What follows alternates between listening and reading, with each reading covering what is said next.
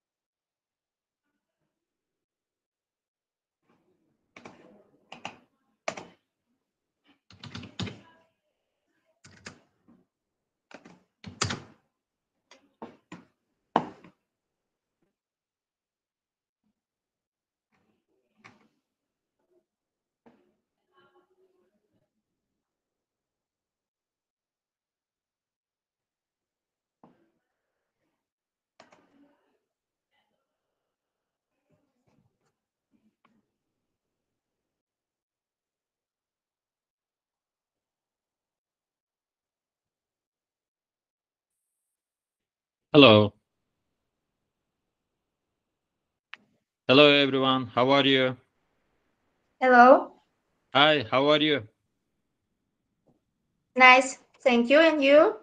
I'm very well, thank you. I'm connecting from Turkey. My name is Üstün, Dr. Üstün Yüksel, and I have a presentation probably at maybe in 15 minutes. I don't know if we should start or I see I don't want to say wrong name, but Miss Ung En Na, is she here? Yes, hello, I'm here. I'm as a moderator today. But Hi, actually, how are you? hi. Maybe we can just wait for a few minutes because I think that is some of the presenters not here yet. Okay.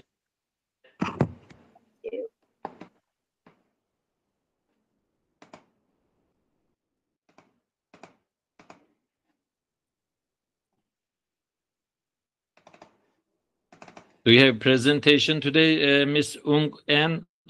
Like, is there any easy way that we can call your name, or Yes, how do you my prefer? my full name is Ung Anna, so you just can call me Anna. Anna. Anna. Okay, Yes. okay, Anna. Nice to meet you. I'm just a moderator today, and I don't have any paper to present today. Okay. Just for this session. All right, very good. I have a moderator position on Saturday. I think at 12 p.m. In Turkish time. Wow. Okay. Oh. Mm-hmm. Where are you from, if you don't mind me asking? I'm from Malaysia. Malaysia. Oh, okay. Nice. Yes. Yeah. So just for this section only, I give it a task. Okay. And what is your field? I'm doing a PhD in tourism management. Oh, okay. Very good. Very good. Good luck on your PhD. Thank you very much. How to pronounce your name, sir? Is this Üstün? Üstün. Üstün, or you can say Austin, either way. All right. Thank you. I think you're the second presenter, right? For this session. The second or the first one? According to the name, you are second. The first one is Mermaid. Okay. And then the third one, third person, it will be the Natasha. Is Natasha here? Excuse me, it's Natasha. No. And then the next will be Usman Ali. He's not here yet. And then Shaira Kashnam. Okay. Not yet. Another next presenter will be Dung Dasnun Kun. Sorry, Ustun. Ustun. Yeah. Doctor, you are Ustun, right? Yes. Ustun, you are number second presenter of today. As a matter of fact, Anna, let me just correct you. I have the recent, I don't know when do you have the schedule, but I have the recent schedule. And then on the latest schedule, it shows, I'm trying to put on the screen right now. Yeah, you can share with me if possible. Because I have another schedule is sent by Dr. Logos yesterday. Okay, that's yesterday, but well, here you can see, this is the latest one. You see, okay. you see this one, right? Yeah. No. It's different. Yeah. We have a WhatsApp group. Are you in there? Hi, sorry. Hi, Dr. Ustun. Hi, Miss Anna. I will share her the latest link. Okay, thank you. Okay, thank you. Do you want me? Are you in the WhatsApp group, Dr. Anna? Yes, I'm in the WhatsApp group, but I don't know. Miss, it's okay, Anna. I think you are not in the main WhatsApp group. I will share you. Okay, thank you very much. Okay. Thanks, Dr. Ustun. Don't worry, I will handle. Yeah. Thank you. I appreciate it. If you want, I can send it also. I can reshare it on the schedule. It's okay. I'll share. It's okay. Thank you. Oh. Okay. You're welcome.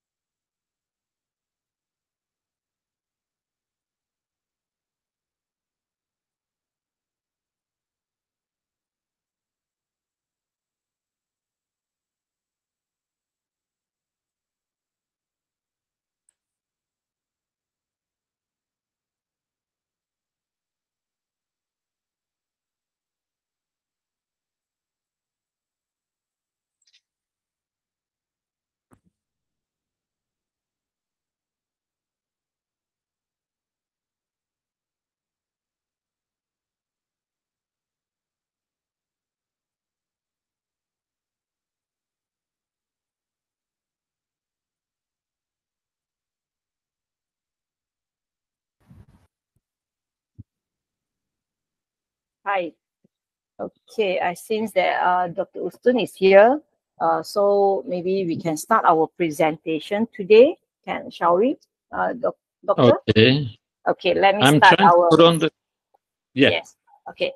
Very good afternoon, everyone. Okay, welcome to the 10th Academic Study Congress of the ASC 2025 hosted by the University of the Prasa Laba. Okay, I'm Anna. Okay, your session chair for this English sessions online 6. Okay, it's wonderful to have all of you to join us for the different country and background. Each presenter today will have 15 minutes for the presentation, followed by a short Q&A section.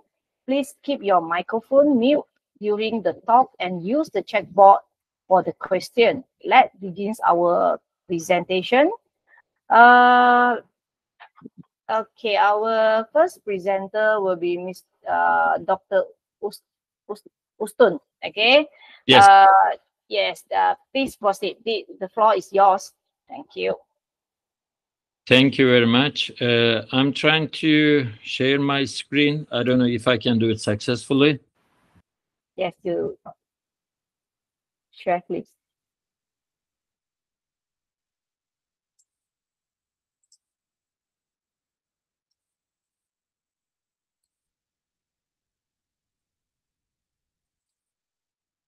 Can you see this way? Yes, yes. Your screen. Can you make it full screen presentation view? As a matter of fact, that's I don't know how to put it. I said share screen and then Yes, just now was just now was okay, but only the presentation view. PowerPoint Okay, maybe you can click on the bottom on like your this. bigger. You can you can see on the bottom at 108%. Okay, and at the side you can see the another screen. That one. Is it better? No, you go a big left side for my screen. Okay. Yes, this one. Yes, you are right, doctor. Okay. Okay, thank you. The floor is Is yours. it good now? Yes. Okay. Thank you very much, Dr. Ena. My name is Üstün Yüksel. My studies is political science and international relations. And today what I'm going to present you is that there are two main approaches in international relations. And then one of them called realism, the other one called liberalism. And we are going to try to understand how realism and liberalism present themselves for the peace in the international system. Okay, does everyone follow? Can everyone see this screen right now? Is it good? Hello? Yes. The slide is moving and everything is good, doctor. Okay, very good. So, as I mentioned earlier, and the objective of this study is about the realism and liberalism, how they, what they like. These are the two main theories, and then what these two main theories in international relations offer for the peace. So this is our introduction. When we talk about the peace studies, as a matter of fact, is a discipline that is derived from the international relations.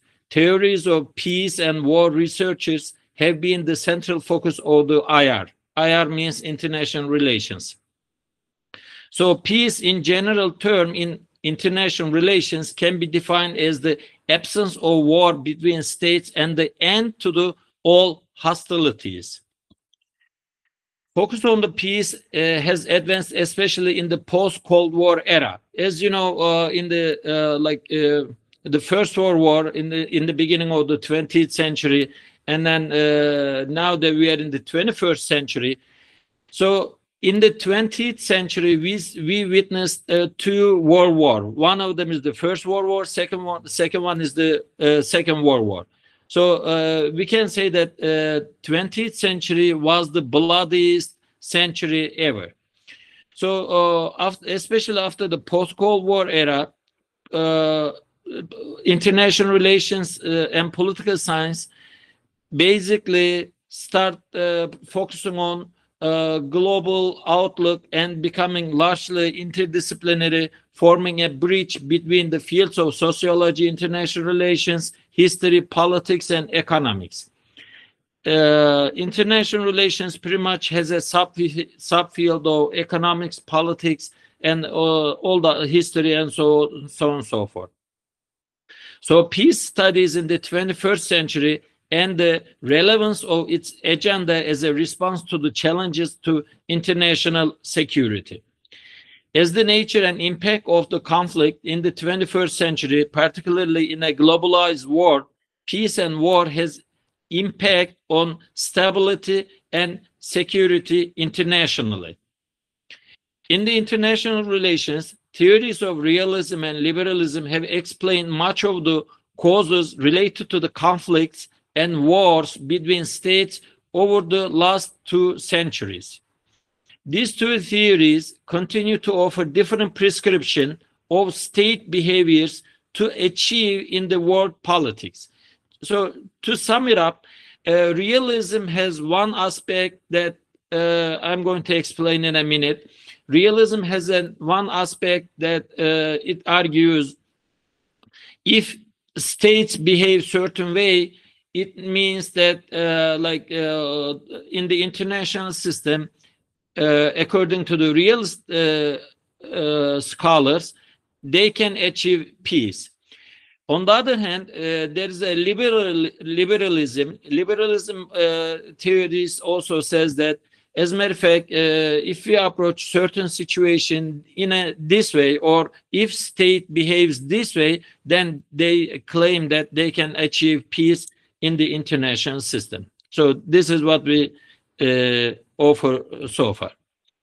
So when we look at the theory of realism, just let's go back to the ancient history, almost like from the Greek Empire to from Aristotle to Thomas Hobbes, all the way to the present time. Realism is the oldest theory in international system. So this is the main theory when somebody starts studying political science or international relations. The first theory that they explain is the realism. So what is the realism? The theory of the realism is that they only believe that to achieve peace is the balance of power between various states. Okay, what is the balance of power? Balance of power is a term that refers to the equilibrium of power between states that preserve stability and the peace. So the theory holds that when power is balanced among competing states, peace is obtained. However, if disequilibrium is in power, means a strong state can attack a weaker state and take over its security and independence. So when we talk about the balance of power, it means that there should be equality among the states. If there is no equality, what does that mean, equality? Equality means in terms of the power. Power can be explained in many different aspects, but the first thing that when we say a power for a state is the military power. So if one state and another state has pretty much the similar power, military power, this is what we call equilibrium. On the other hand, if one state has more military power and another state has less military power, at the time we call this disequilibrium. When this equilibrium meet, or if there is a disequilibrium between two states, then it means that one of them is going to, especially the strong one, is going to attack to the weaker one. So the goal of the balance of power is to prevent any power state from becoming too strong. For example, if you look at the case between Pakistan and India, by population, you can say that India is much bigger than Pakistan. As a land, Pakistan is much bigger than as a land, India much bigger than Pakistan. But since both of them has almost the same capacity of the military, I'm specifically talking about the nuclear power, then what happens? Both states is almost in the equilibrium level. That's why there is no one state stronger than the another state. Neither Pakistan stronger than the India, nor India is stronger than the Pakistan. This is what we call equilibrium. So let's go back to the theory of the realism. Realist in the world politics represents a struggle for power. This is what I was explaining pretty much. All states struggle for power. Power means especially military. Number one is the military. Number two is the economical power. So each state try to maximize its national interest by obtaining the power. Realist main interests are the national security, power, survival of state, and military capacity. So when someone studies or any scholars that in international relations or political science, and if they look at the state behavior from the realist perspective, so their first concern is national security of a state, power of a state, survival of a state, and military capacity of the state. So just to sum it up here, consequently, state, according to the realist theory, state must rely on their own military resources. Therefore, realism offer most of the effective way to ensure peace is through deterrence. In other words, realist scholars or realist statesmen, they believe that peace can be achieved through military power. I can stop here. If there is any question, I can take it from here. If not, then I'm going to continue with the another theory, liberalism. Is there any question so far?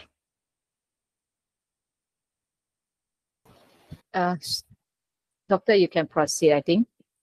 Okay. Thank you. So the second theory in international relations is called liberalism.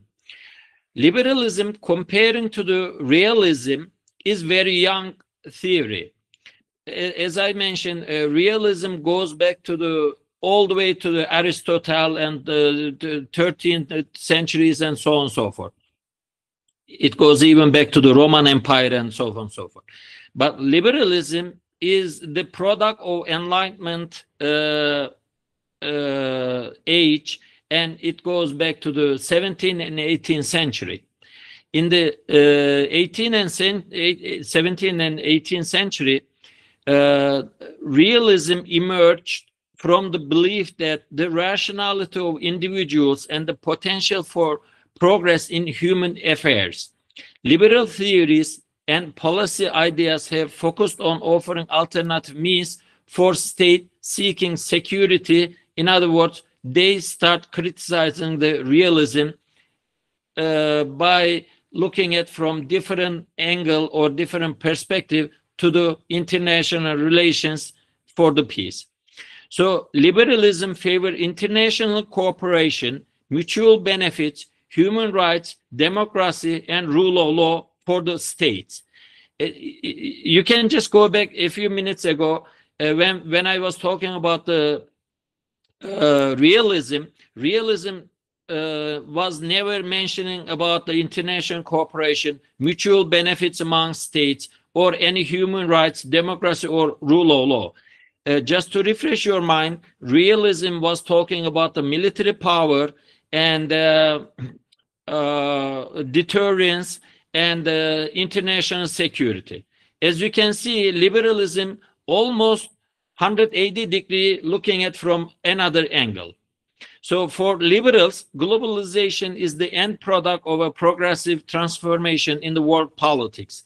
Liberals are especially interested in increased interconnectedness in the economy, especially among the states in a global world, and technology and communication in the global world.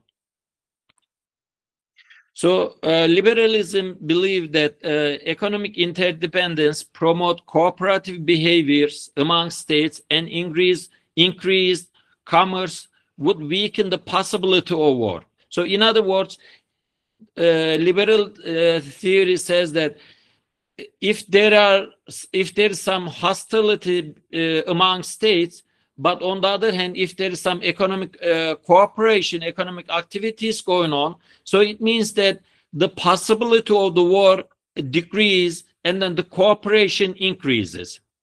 So as an example to this, we can see European Union integration. In the EU, after the World War II, global, among the now 27, earlier it was 28 countries, they emerged as a European Union, and then they start, their main focus was not international security, but rather it was economic interdependence, economic cooperation.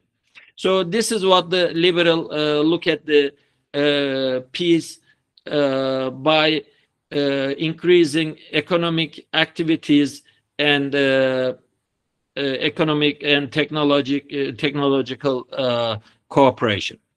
So liberalism see economic interdependence as a potent incentive for states to avoid war, and democracies enjoy more peaceful relations with other democracies. This is also another theory. It's called democratic peace theory. So democratic peace theory is also one of the most influential philosophers, Immanuel Kant, also talk about the peace theory. So according to the Kant's toward perpetual peace, he wrote this famous book, 1795, is a concept that refers to the idea of achieving lasting and enduring international peace among the nations. So this is one of the kind of like most referred book and mostly like liberal theories. They see this as a reference from Immanuel Kant. So Kant argues that stable peace can come only when all the nations of the earth are such republics governed by citizens who see the security of their property obtaining only under the universal rule of law rather than by proprietary rulers. So again, liberal philosophers or scholars, they see that the only way to achieve international peace is under the rule of law. So that's why liberalism also emphasizes some values that might contribute to the peace, such as human rights, harmony between people, representative form of government, institutions, and right to be treated equally under the protection of law due to the respect others as moral subject. So to sum it up, liberal theory look at the world or international system in a more ethical way, in a more moral perspective, and beside that, economic interdependence and technological cooperations, and so on and so forth. As a conclusion, the theories of realism and liberalism each claim to achieve peace in its way in the world politics. However, both theories have some loopholes for peace in the world politics. This means that both realism and liberalism provide insufficient accounts and possibilities of peace in the international system. In many circumstances, the two approaches remain competitors. The two theories, realism and liberalism, can only provide a more accurate explanation based on specific cases, but not the whole entire system. Thank you very much for listening, and my presentation ends here. And if there's any question, I can take it. Thank you very much, Doctor, for the sharing your insight on the peace theory. Yes, ladies and gentlemen, do you have any question to the presentation?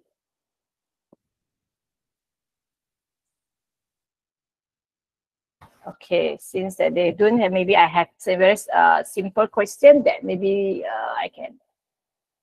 Doctor, Sure. How do you think the AI or digital diplomacy may affect the peace building in the future? How do you think the AI or the digital diplomacy, okay, they may affect the peace building in the future? How do AI is going Yes. to be built affect. in the diplomacy in the future? Yes. Well, Miss Anna or Dr. Anna, I can say that artificial AI is kind of it's going to be it's going to offer some kind of information. However, state government, I mean, like governing a state is basically derived from the human. And then that's why no matter who tries to use the artificial intelligence, maybe AI can offer in some let's say some speeches or some kind of like presentation and so on and so forth. But governing a state cannot be put in the hand of AI, because the idea that governing a state is almost like governing a family. Let me put it this way. If you have a child, I mean, like if you have a husband, and if you have a one or two child in the home, you can say that one is micro, the other one is micro. The governing your family and is very similar governing a government. It's pretty much same, because yes. you cannot put your family's security, their food, and so on and so forth in the hand of the technology, because you are the father, you are the mother, and you know from your heart that what they need is you can feel the best way. Wow. So I don't know if this is the answer to your question, Yes. but I can say that governing a state cannot be put in the hand of AI. Thank you very much, Doctor. Only human can govern the state. Thank you very much, Doctor. Yes, you're right. Agree with your answer, and then thanks for your presentation. Thank you, Doctor. So maybe we can go for the next presenter. Okay. Thank you very much. I appreciate it. Thanks. Okay. Next presenter will be the Miss Dr. Natasha. Is Dr. Natasha here? Okay, I can't find the Dr. Natasha here. Okay, how about maybe we can go for the next presenter, Dr. Usman. Dr. Usman, are you ready to present? Dr. Usman Ali? Osman Ali, doctor, are you there? Okay, yes. I think he's Sharing the slide. Yes, thank you very much, doctor. The floor is yours, doctor.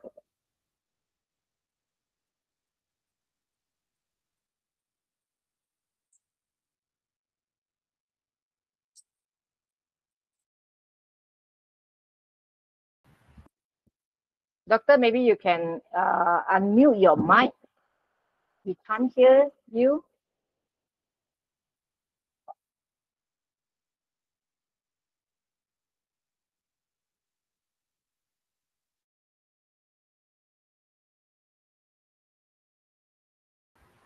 Dr. Usman, maybe you can make your slide in the full screen.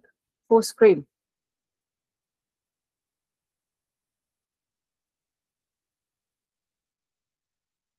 Yes, the full screen button is on the bottom of the right hand side of the screen. Yes, you're right.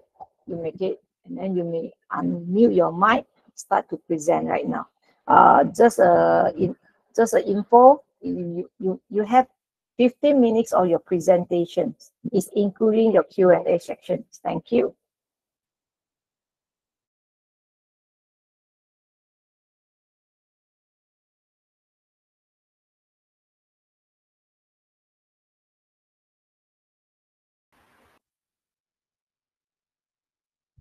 Hi, doctor. Is there any problem, doctor, yet there? maybe microphone is off. Yes. But the slide is not moving. Just now, doctor also try to make the full screen, but the slide is not moved into the full screen view.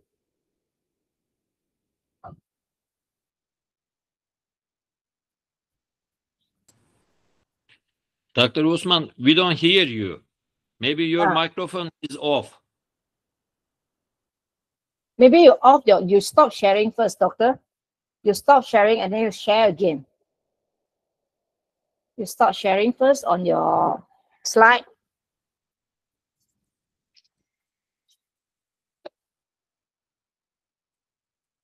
And we can't hear you at all, doctor.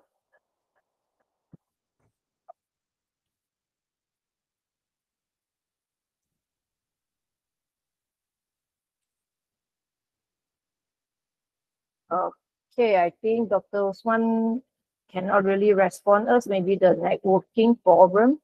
Okay, anyone beside? Okay, Miss Natasha is not here yet. And then how about Miss Dr. Shaira, Dr. Shaira, Dr. Shaira Kasnan. Is Dr. Shaira Kasnan here? Or Dr. Tungut? No, we can't hear you, Dr. Osman. I'm here. Yes, maybe you can start. Maybe you can take the floor first, and then after that, maybe I think Dr. Osman will solve the technical problem. Come back again. Okay. Is it okay? If you want, I can present my presentation. Yes, maybe you can share your slide there to see any technical problem or not, because Dr. Osman, we can't hear you, and then your slide is not moving.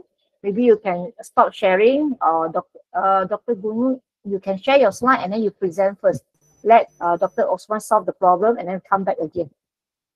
I cannot share now because Dr. Osman is sharing. Can you hear me? Yeah. I'm audible now? Yes. I can hear. We can hear your voice. Can you maybe you can Yes, try okay. to open your camera? Is it possible? Yes.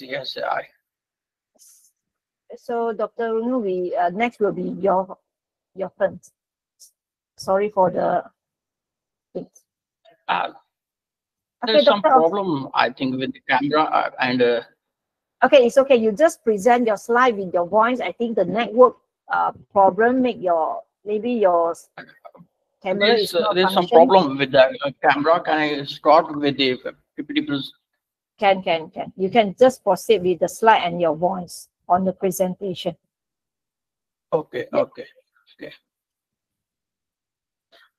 Assalamualaikum everyone. I'm Dr. Usman Ali from the National Business School, the University of Faisalabad. And the topic of my research article is the impact of corporate philanthropy on accounting-based performance of firms, moderating impact of audit quality in the textile sector of Pakistan. Now, I would like to firstly define my key variables of the study. The first one is the corporate philanthropy, which has been used as an independent variable in the study. Actually, corporate philanthropy are corporate donations given by corporations from their earnings and available resources to support educational services, cultural events, healthcare facilities, disaster relief programs, etc.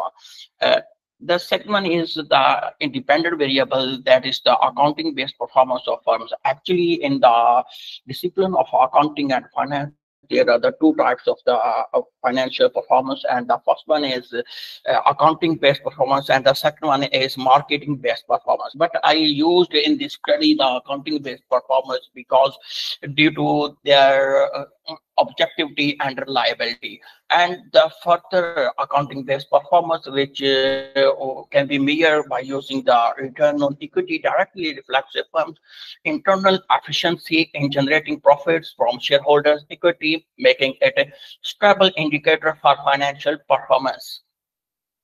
And the next one is the audit quality, which is the moderating variable of my study, and it is the dummy variable, which will be considered the value of when if the funds are audited from the Big Four auditors and the zero otherwise.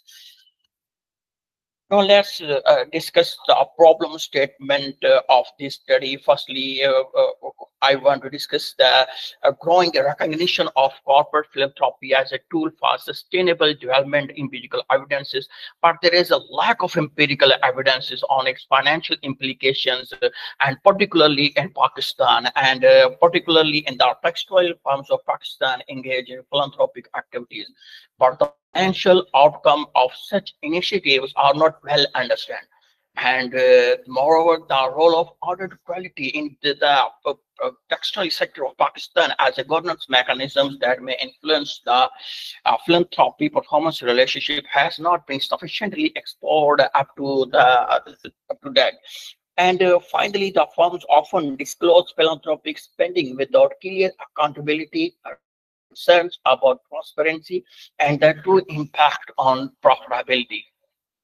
This is the main theme of this study, that is the conceptual framework, and it may be observed the main idea of this study, where you can see that corporate philanthropy, which was measured by using the amount of donations donated by the corporations, and it has been used as an independent variable, and the accounting-based performance, which has been quantified by using the return on equity as a dependent variable, and the order to quality, which is a dummy variable, has been used as a moderating variable.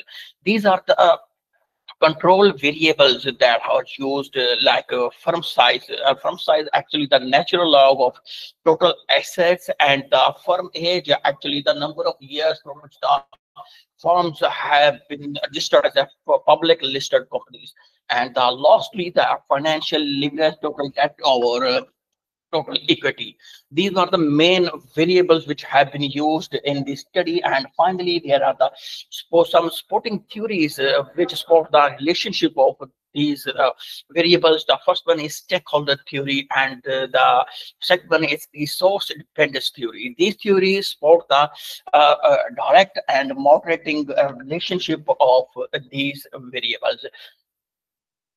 These are the main two hypotheses of this study. Firstly, there is a significant interactive relationship between corporate philanthropy and accounting-based corporate performance. And the hypothesis two, the added quality, moderates the relationship between corporate philanthropy and accounting-based corporate performance. These are the main objectives: to examine the impact of corporate philanthropy on accounting-based performance in the textile sector of Pakistan, and finally, to evaluate the moderating role of art quality in the relationship between corporate philanthropy and firm performance. Let's move to the questions of the study. What's the impact of corporate philanthropy on accounting-based performance, particularly in the textile sector of Pakistan? And finally, what's the moderating role of added quality in the relationship between corporate philanthropy and firm performance? This is the methodology. Actually, this study based on the panel database, which will be obtained from the textile sector of Pakistan from over the period of 10 years, from last 2014 to 2023. Actually, in the Pakistani environment, it is too difficult to find the data on the official websites of the organizations, and last year 24, and it is quite difficult to find the data of 2024. Therefore, I limited this study from 10 years span, from that 2014 to 2023. There are in the textile sector of Pakistan, there are 26 firms are listed, but due to the availability of data and the delisting of the firms, only 61 companies were included in the final analysis, and the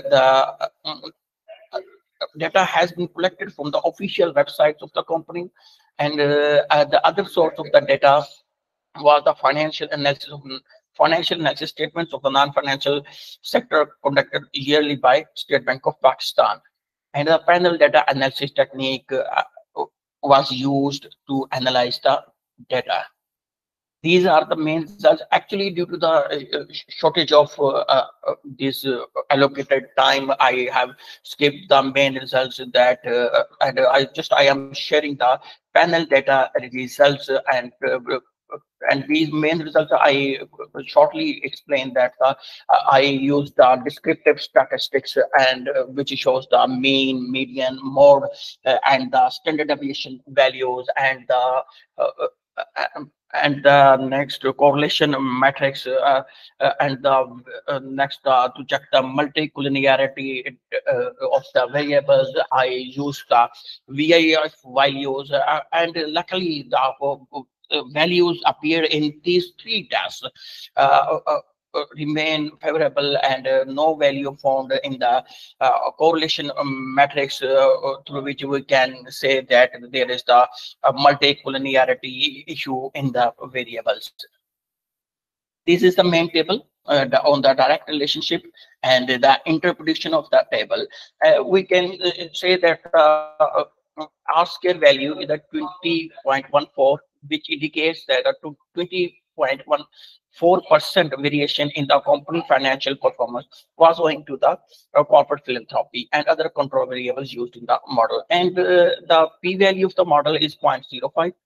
Firstly, I want to discuss that this is the fixed effect model. I use the fixed effect model because the firstly to choose the fixed effect of model, I applied the Houseman test, and the value of the Houseman test is significant, that is less than 0.05. Therefore, I jumped to the fixed effect models of the study, and these are the main results of the study and the interpretation.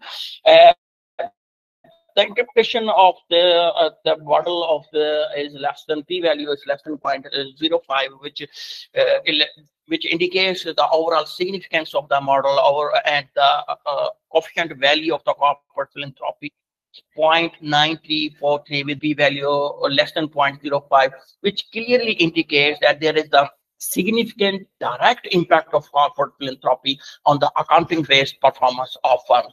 And therefore, by using this interpretation, we have the first hypothesis rejected that says that there is the negative relationship or negative impact of the corporate philanthropy on the corporate financial performance. And secondly, these are the results of the moderating impact of added quality between the relationship of corporate philanthropy and corporate financial performance in accounting-based performance. This is the interpretation, and again the p-value of the model is less than 0.05, which indicates overall significance of the model, and the R square value 22.22 mean 22.22% variation in financial performance owing to the explanatory and moderating variable used in the model. And also it's switching from the 20% to 22.22% indicates that significant change which is owing to the added quality as a moderate variable. And further, the changes of coefficient values from in the previous table and to the current table also highlights the significance role of added quality as a moderating between the relationship of corporate philanthropy and corporate financial performance. And therefore, on the basis of that, I also reject the second hypothesis, which says that there is a significant relationship between the corporate moderating variable between the relationship of corporate philanthropy and corporate financial performance. Here it is all from my side, and if you have any type of the question, then I invite you all for the question and answer session of the study. Okay, I invite you all. Thank you very much. Thank you, Dr. Osman. Thank you very much. Actually, Doctor, I just want to interrupt you just now, but I really can't. Your slide is not moving, Doctor. Okay. Do you have anyone? Do you have any question? Maybe you can make your question. Unmute your mic to make a question to the Dr. Osman Ali. You are not, madam, dear madam, you are not clearly audible. Your voice is not too much clear that I clearly understand your question. It will be easy for me if you put your question in that chat box, then I can reply it properly. Okay, okay. Anyone have question? No, yeah. So maybe I can make a very simple question to the Dr. Osman. Okay, Doctor. and luckily my webcam is also open. Luckily. Yes, I can see your camera. Okay. Anyone have question to the Dr. Osman? You hold on, maybe. Doctor, can you hear my voice? Okay, how significant is the role of the audit quality in the strengthening the relationship between the firm and also the philanthropy? Doctor, can you hear me? Your voice is not too much clear. Your voice is not too much clear to understand your question. Okay, baby. Maybe there is some connectivity issue from your side. Okay, then it's all right if maybe can you see, I try to type into the chat. Can you just open your read from your chat?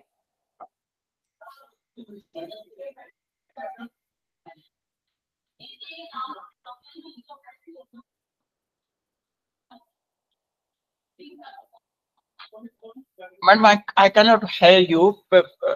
And if your voice is not too much clear, maybe there is some connectivity or net issue from your side. Can you hear me? Am I audible? I'm typing and into the chat. Maybe you can check on the chat.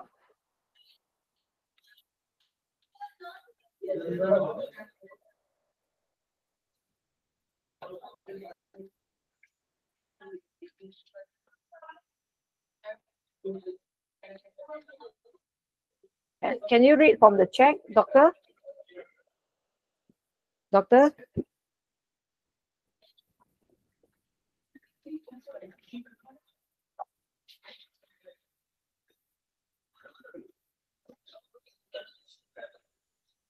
Yes. I understand your question.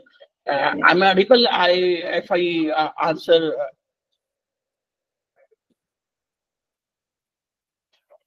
I'm audible. Yeah. Please. I'm yes, ma'am. By seeing the results of moderating impact, that yes, you can see that the impact of our moderator, which is harder quality and interaction term is corporate philanthropy, is 0.2905 with a p-value of 0.001. It indicates the significant role of order to quality between the relationship of the corporate performance and corporate philanthropy. And moreover, if we take it deeply inside, we can see the change of values from this table to this table, like in this table. This is the direct impact, which and moderator is not existing in this table. That is the 20.14 R square value, and in this table, when we used order to quality as a moderating variable, the value of R square is significantly jumped from 20% to 22.22%. This is the one evidence of the moderating impact of order to quality. And the second one is this one, the coefficient value and the p-value 0.001. It also indicates the significant moderating impact of corporate order to quality between the relationship of corporate philanthropy and accounting based or corporate performance of the firm. I think I have given my answers. Thank you very much. Yes, thank you very much for your presentation and also your answer. Thank you for your presenter. A very interesting topic. And then now we pass to the next presenter. Maybe we can we try to call the Dr. Saira. Is Dr. Saira here? I can't. No, okay. Maybe Dr. Good. Sorry, I can't hear you. Maybe you unmute your mic. Do we go? Okay, Yeah. Sorry. Yeah, okay, maybe you can, maybe Dr. Osman can stop sharing, and then maybe Dr. Yungun can continue the presentation. Dr. Osman, can you stop sharing?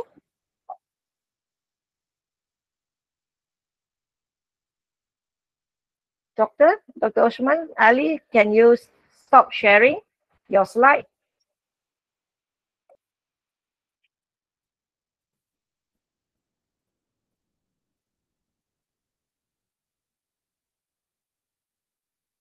Dr. Osman Ali? Yes, thank you very much. Yes.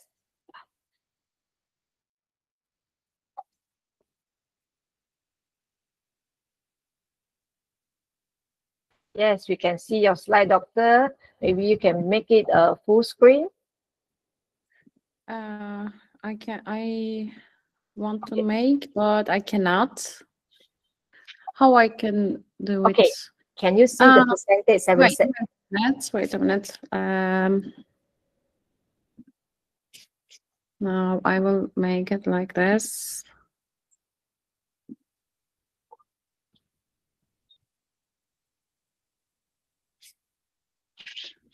Yes. But I cannot change the slide. How I can change the slide? Can you move the slide? Try to move the slide. See whether it can move or not. Now it's on the first page of your slide. Yes, but I cannot change it. Oh, and It then doesn't. maybe you can stop sharing and then share again the slide.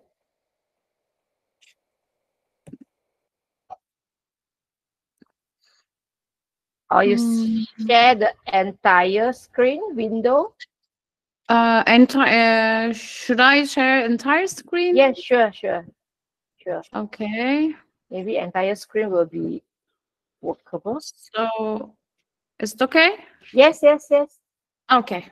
Yes, I cannot see you, but I just see my slide, but it doesn't problem. You just present, no problem. Okay. And hello, I'm Duygu Yaşlıoğlu from Istanbul University. I'm associated professor in management and organization study. So today my paper titled Planet-Friendly Artificial Intelligence Strategies, a Model Proposal for Business Management and Strategy. So the introduction part. Climate change is a multifaceted crisis that threatens the sustainability of the global system, not only in its environmental, but also in its economic and social dimensions. For businesses, this crisis necessitates the new strategic approaches that go beyond the classical profit and growth focused approach and consider long-term ecological balance. So today, environmental sustainability is no longer a side policy that businesses consider under the title of corporate social responsibility, but rather an obligation at the center of strategic management systems. So my area is strategic management also. And digital technologies, particularly artificial intelligence, just AI, play a critical role in its transformation. So AI provides businesses with decision support systems across a wide range of applications, from big data analysis to predictive modeling. However, in those years, in recent years, a strong academic trend has emerged that AI should be positioned not only as an operational efficiency tool, but also as a strategic transformer that can contribute to the sustainability of the planet. So, in this study examines how businesses can position AI technologies to develop planet-friendly strategies and proposes a 4-layered planet-focused AI strategy model. So aims to provide both a theoretical framework and a strategic roadmap for managers by bringing together the sustainability and digital transformation literatures. When we look at the theoretical background of this literature, the increasing role of AI in business strategies has brought the concept of smart sustainability to the agenda, especially in the post-2010s. And AI-based systems make significant contribution in areas such as energy efficiency, supply chain optimization, carbon emission measurement, and sustainable product design. So artificial intelligence has become a decisive factor in an important factor in reshaping today's business strategies. This is the truth. Maybe, unfortunately, the development of AI directly impacts not only digital transformation process, but also the environmental, social, and governance, ESG, performance of businesses. In this context, the concept of digital sustainability describes businesses' capacity to address environmental challenges through technology and digital technologies, particularly artificial intelligence, big data analytics, and the Internet of Things, IoTs, are key tools enabling businesses to develop innovative strategies to combat climate change. So, in the literature, when we look at the literature, we see that the impacts of AI on sustainability are generally discussed along three axes. The first one is efficiency focus impact, which refers reducing resource consumption and saving energy. And the second one, innovative impact, the role of AI as a catalyst for new business models and circular economy applications. So this is the innovative impact of the AI's impact on sustainability. And the third one is systemic impact, re-engineering business strategies within the framework of planetary boundaries. So a systemic perspective. So this is a transformative role. So this transformative role of digital technologies in the sustainability context forms the theoretical basis for the planet-friendly AI approach in management science literature. So, planet-friendly artificial intelligence approach. In this context, the planet-friendly artificial intelligence approach represents a holistic management approach that does not ignore the environmental impacts of technological development, but rather aims to transform this impact. Integrating AI strategies with a sustainability perspective not only provides businesses with efficiency gains, but also corporate reputation, stakeholder trust, and the sense of responsibility for the planet's future. So the planet focuses AI strategy model proposed in the following sections of this study, and it will bring together. So the concept of planet-friendly AI refers to the design, implementation, and management of technology in a way that aligns with the planet's ecological boundaries. So this approach aims to both reduce environmental impacts and ensure that AI serves sustainability goals. So this approach integrated the governance, ethical, and sustainability dimensions of digital transformation. In line with current discussions in the literature, planet-friendly AI strategies appear to be based on 5 core principles. The first one is transparency and ethical data management. The data, algorithmic biases, and lack of accountability used by AI systems in their decision-making processes they can pose serious risks to sustainability goals.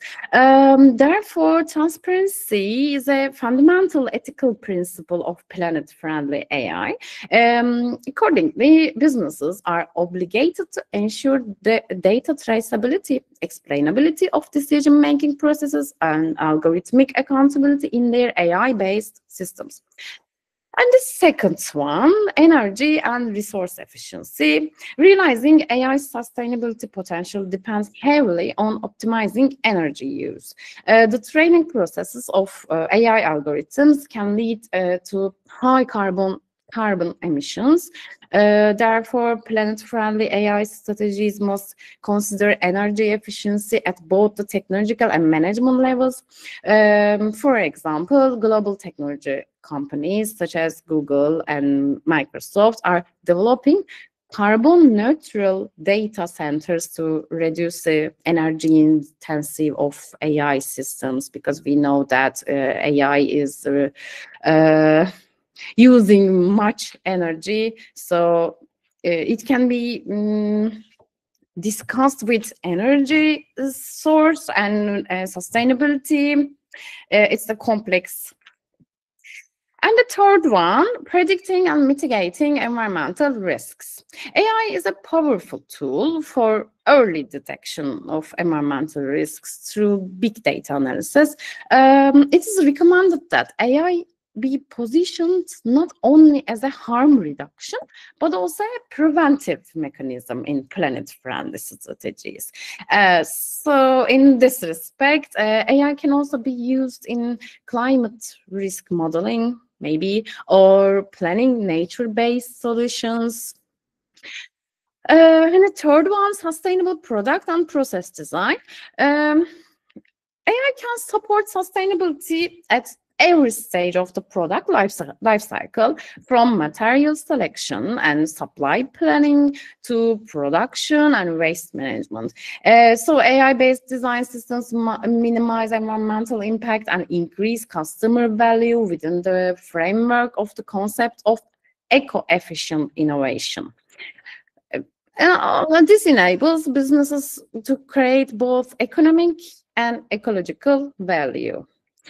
And the last one, strategic alignment with sustainable development goals, which we also focused on this.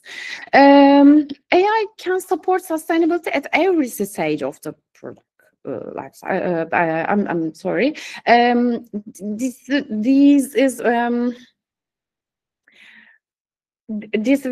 We focus on sustainable development goals with the United Nations Sustainable Development Goals, because planet-friendly AI strategies should be directly aligned with the United Nations Sustainable Development Goals.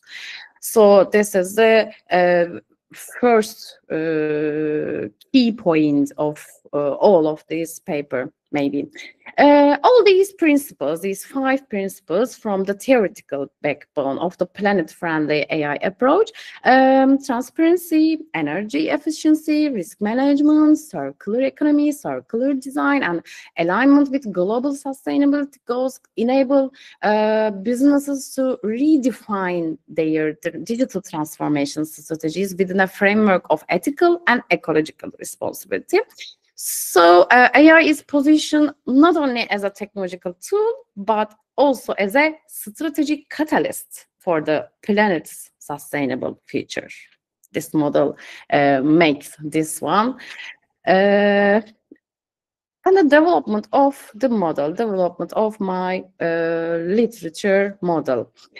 This study is based on the assumption that artificial intelligence technologies should be positioned not only as productivity-enhancing tools, but also as strategic levers for the planet's sustainable future.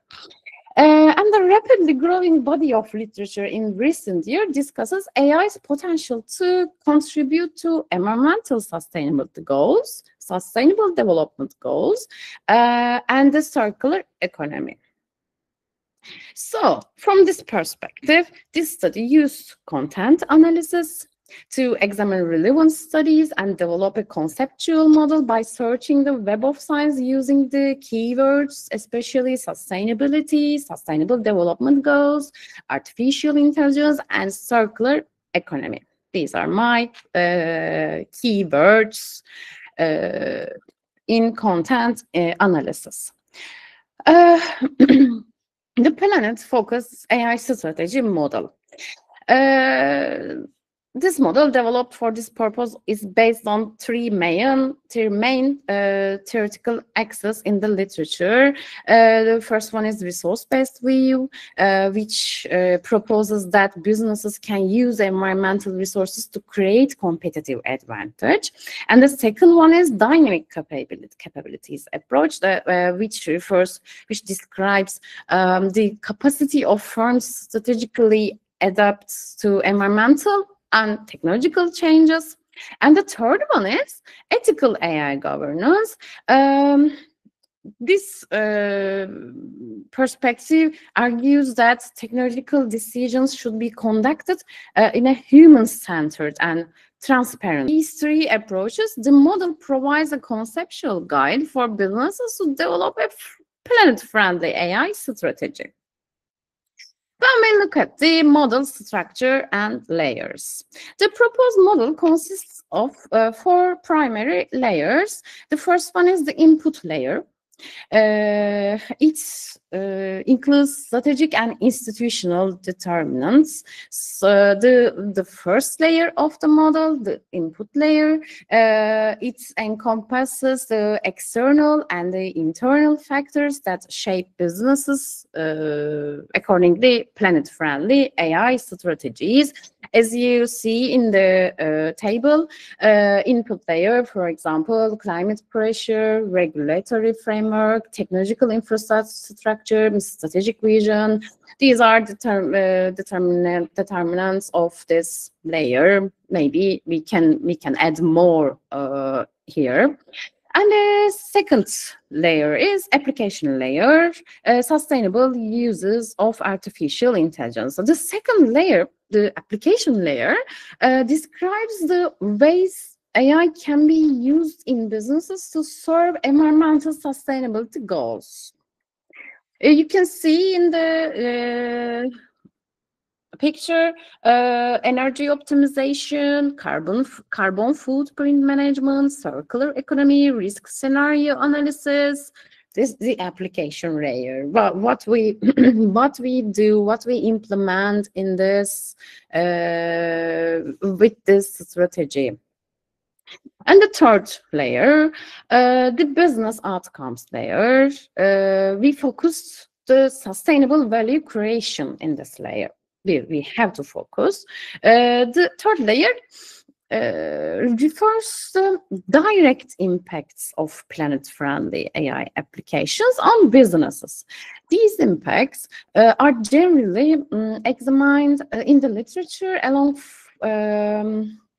many dimensions.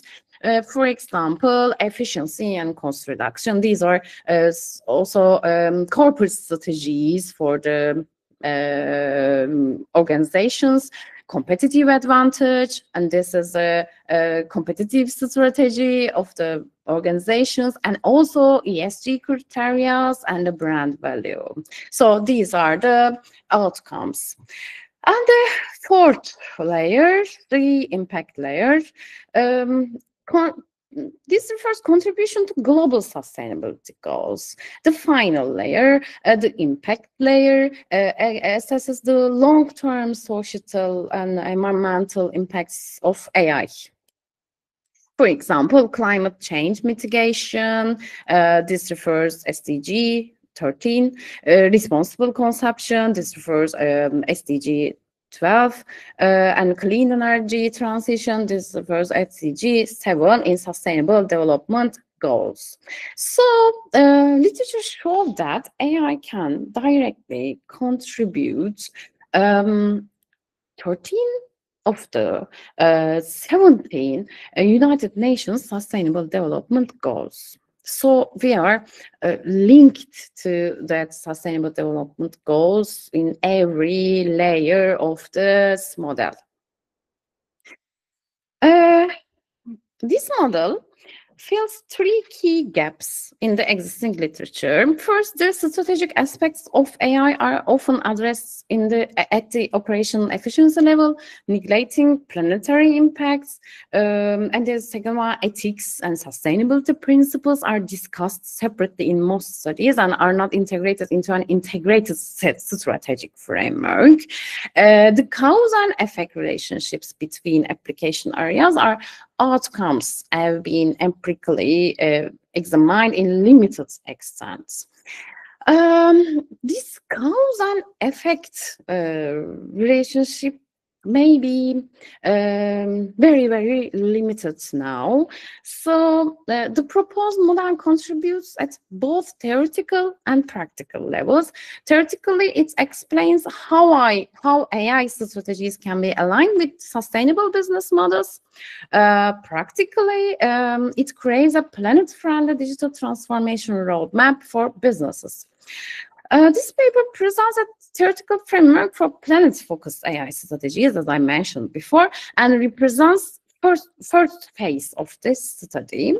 Currently, the conceptual foundations of the model, as I mentioned before, have been defined, but content analysis and sectoral data analysis are still ongoing. I will make it for the paper, for the full paper.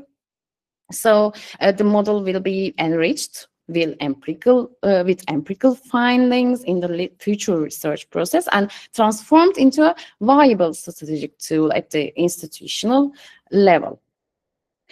So my presentation is over.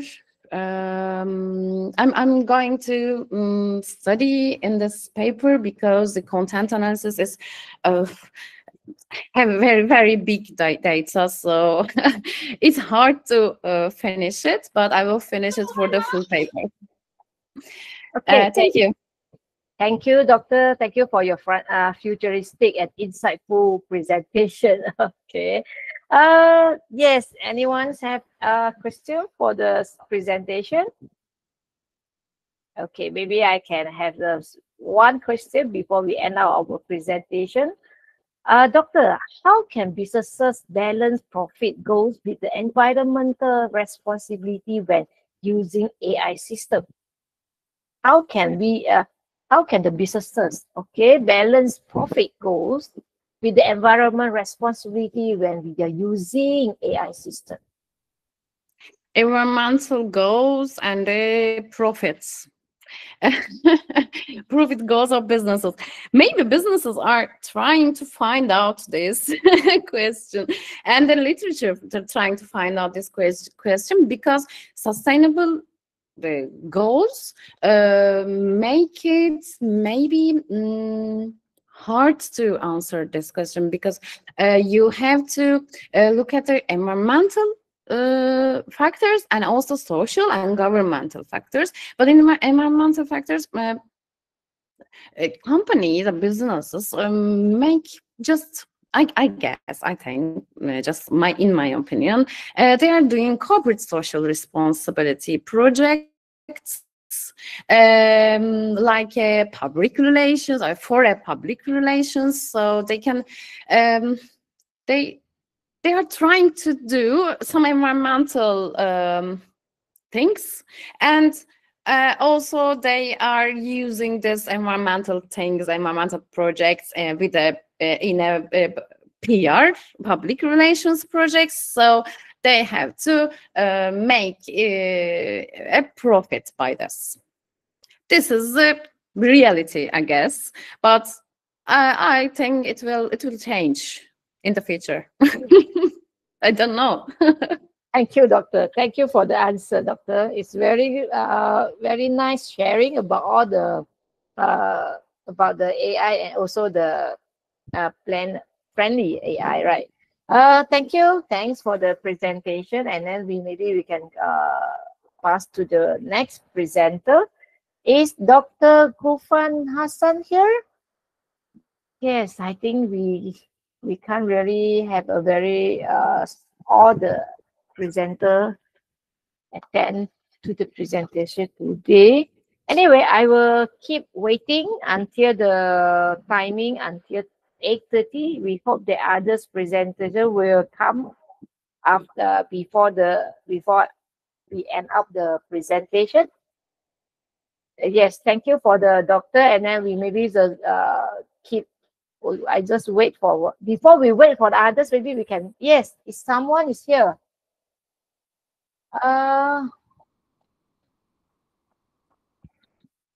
Is anyone here to want to present? Because my name list is is still waiting for the Dr. Saira, and also Dr. Gufan Hassan, and another one will be the Dr. Natasha. Yes.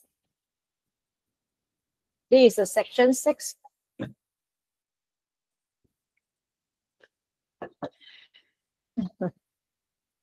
Maybe we can have the photo before we wait for the another ones. Yes. 1, 2, 3.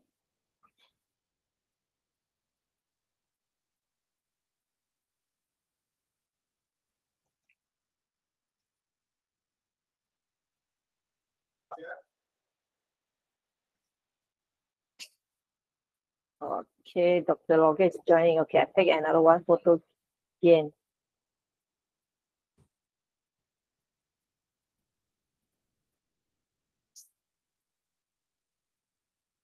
Okay, I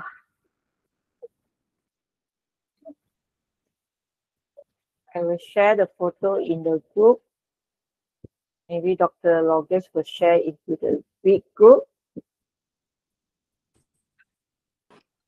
Sure. Thank you, Miss Anna. Okay, okay. Shall we end our session, or just wait for another 20 minutes for our presenter to join us? Miss Anna, I actually already told in the main group that we will open until 8:30 if anyone Yes. needs any presentation. So I think the rest of presenter, maybe if they want to leave, okay. But maybe a moderator can stay for a while, please. Yes. No Thank problem. I will stay here until 8:30. Okay. Until 8:30 Malaysia time. Another 20 minutes. Okay. 20 minutes. Thank you. Thank you very much, Miss Thank Anna. you. And thanks everyone. Bye. Bye.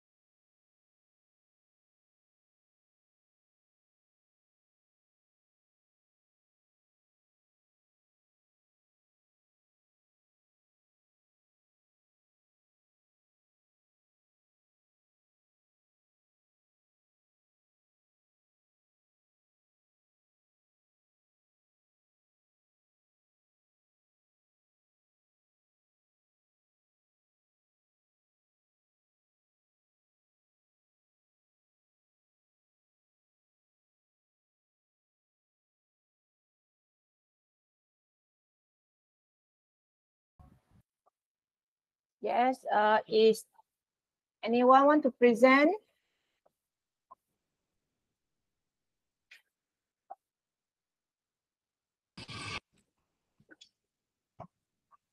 Maybe we can have the last person for the presentation for this section.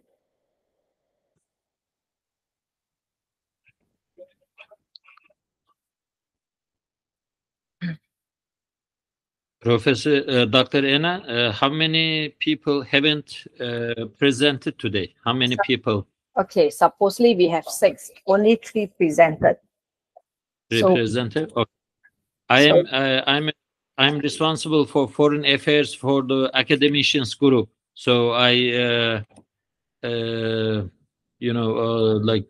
I may reach out to those people and then ask them what was the reason, because the feedback is important for us. What is the reason that they submitted a paper but they haven't presented? Because this is not supposed to be the way that like this. it's true, it's true. Yes, yes, yes. Actually, it's good to know the reason why they not did not appeal to the section, and then maybe have the I think you have the one Dr. Natasha. I saw that actually her presentation was in the section 5. I saw the name and the photo shared by the moderator. There's the, I think she has presented in another section, which is different room. So I just waiting for another 2 presenter according to the list. Who is Okay. Dr. Do you know Professor Logais? Yeah, yeah, You know yeah. her person? Yeah. Yes, yes, yes. Yeah, me and her, we are good friend, and she came to Istanbul for last year for one of the conference that held in Istanbul. Yes, yes, yes. She told me that actually she went to the Istanbul last year. Actually, I have missed the opportunity to join the program last year. Okay, well, I wish I first of all, how many years do you have to complete your PhD? Not yet. I'm in the 2nd year of my PhD study. So I'm going to this is my 2nd year. Is just entered to the 2nd year. So I just I'm waiting for. I'm not say waiting. I'm going to the proposal defense. Okay.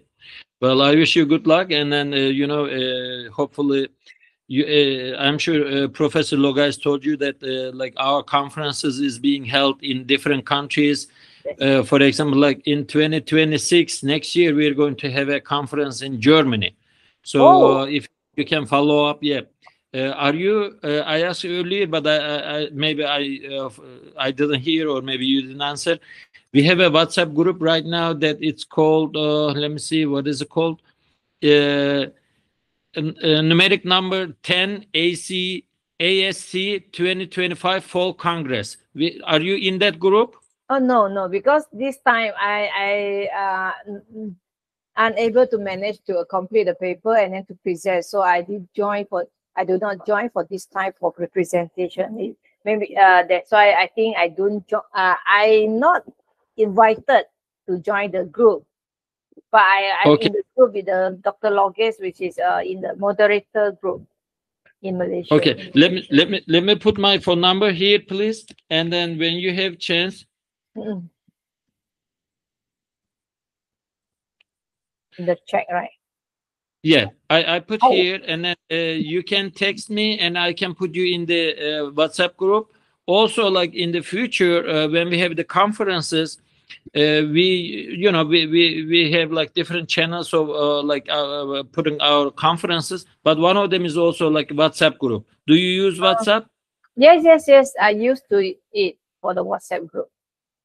Okay, so I think Dr. Logais is in the group, right? Yes, she's in the group. Yes. Yes, maybe I can ask her to add me into the group. So for the yes, you can do that definitely. Anyway, thanks for your contact number. In future, maybe I will try to text you on this. Whatever. Sure, yes, definitely. Like I said, last year, me and Professor Logais were on a conference in Istanbul. You see, this WhatsApp group, she already put our picture. Ah, yes. Very nice. Yes, and this is the like we have so many WhatsApp groups, but this is the current one that I also put it earlier. Like when we log in first. Yes. Yeah. She did share with me the photo. Yeah. Yes. Thank you very So much. I put this one. Okay. And whenever you have chance, and you can text me, and I can add you our WhatsApp group. And then for future conferences, I can let you know. I will invite you. Thank you very much, Doctor. So Sure, I my think, pleasure. so that is a conclude section 6 of the 10th academic study congress. Okay, so I would like to extend my sincere appreciation to all presenters for the excellent work, presentation, and even though we have just three of you who are presented, so it has been a pleasure to moderating the insightful section with all of you. On behalf of the organization community, thank you once again and have a wonderful days ahead. Thank you, Doctor. Nice to see you again. Bye-bye. Thank you. I wish you good luck, and thank you for your effort, and thank you for your cooperation. I really appreciate it, and I hope to see you in the future conferences. Okay? Yes. Stay in touch. Take care. Bye-bye. Bye-bye.